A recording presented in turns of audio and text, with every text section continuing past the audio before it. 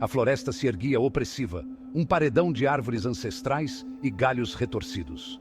A luz solar lutava para penetrar a densa copa, lançando sombras longas e misteriosas. O ar estava pesado, denso com o cheiro de terra úmida e folhas em decomposição. No coração dessa vastidão proibida, envolto em uma melancolia quase sobrenatural, erguia-se uma casa. Era uma velha mansão, outrora imponente, agora desmoronando sob o peso do abandono e do tempo. Suas janelas, como olhos vazios, fitavam o vazio cegamente, prometendo nada além de escuridão interior. A velha casa tinha um nome, sussurrado com inquietação por aqueles que viviam nos limites da floresta: Casa Sombria. A lenda local falava de desaparecimentos, de pessoas que se aventuravam perto demais da casa, para nunca mais serem vistas. Alguns diziam que a casa era amaldiçoada, um conduíte para algum reino sombrio e sobrenatural. Outros afirmavam que era habitada por espíritos inquietos, presos para sempre em suas paredes decadentes. Seja qual fosse a verdade, a casa exalava uma aura de ameaça, uma sensação palpável de pavor que arrepiava a espinha de qualquer um que fosse tolo o suficiente para se aproximar. O próprio ar ao seu redor parecia crepitar com uma energia invisível, um aviso silencioso para voltar atrás, para deixar os segredos da Casa Sombria intactos. O caminho que levava à casa estava coberto de mato, quase engolido pela vegetação crescente. Era um caminho pouco percorrido, um testemunho do medo que a Casa Sombria inspirava. No entanto, mesmo o medo, ao que parecia, não conseguia deter completamente os curiosos, os imprudentes e os tolos. Pois esta noite, um grupo de amigos, encorajados pela bravura juvenil e talvez um toque de fascínio mórbido, se preparava para cruzar o limiar para o desconhecido.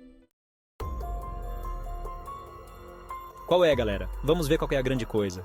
Eram 4, unidos pelos laços de amizade e uma sede compartilhada por aventura. Havia Miguel, o líder de fato do grupo, sempre ansioso para ultrapassar os limites, para testar os limites da coragem e do bom senso.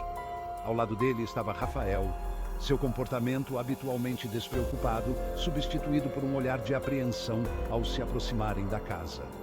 Ele não conseguia se livrar da sensação de que estavam cometendo um erro, uma sensação amplificada a cada passo que davam em direção ao edifício em ruínas. Sei não, gente. Tem alguma coisa errada. Helena, sempre pragmática, tentou racionalizar a presença deles ali. É só uma casa velha, gente. Deve ser só superstição local. Mas mesmo enquanto falava, ela não conseguia deixar de notar como as sombras pareciam se intensificar ao redor deles, como se a própria floresta estivesse se fechando sobre eles. A última do grupo, Maria, não disse nada. Ela sempre foi a quieta, observadora, intuitiva. Seu olhar percorreu a casa, absorvendo as janelas fechadas com tábuas, a fachada em ruínas, o ar de silêncio opressivo que pairava sobre o lugar como uma mortalha. Um arrepio percorreu sua espinha, e ela não conseguia se livrar da sensação de que algo os estava observando, seus olhos invisíveis acompanhando cada movimento deles.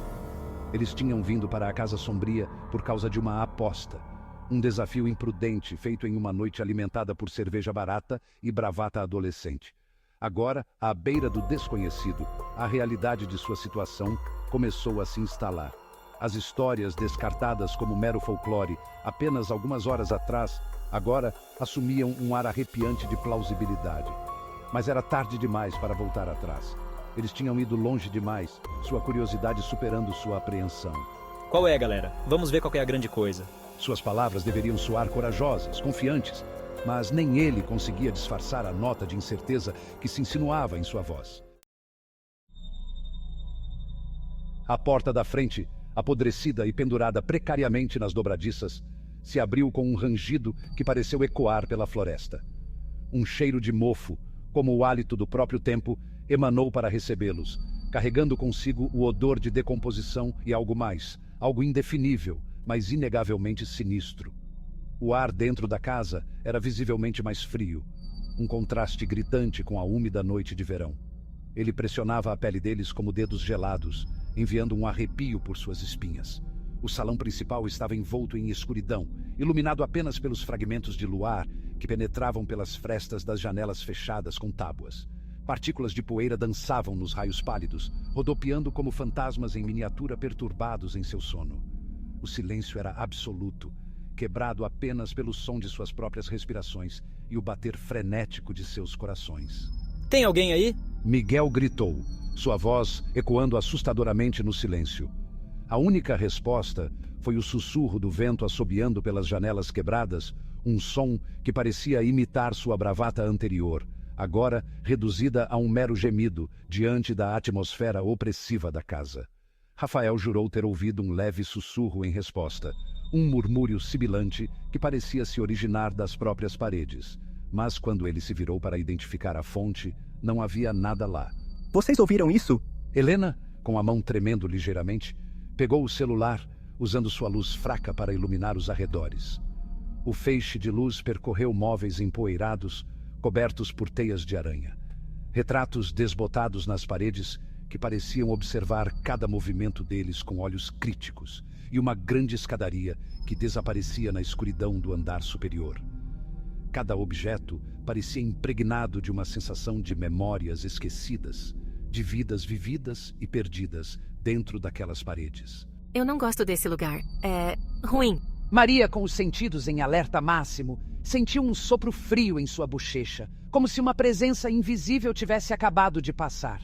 Ela podia jurar que ouviu um sussurro fraco, uma voz desencarnada pronunciando seu nome. Seus olhos percorreram a sala, procurando a fonte do som, mas a escuridão guardava seus segredos a 7 chaves. Uma sensação de desconforto tomou conta dela, um instinto primal gritando para que ela voltasse, para escapar do abraço sufocante da casa sombria antes que fosse tarde demais.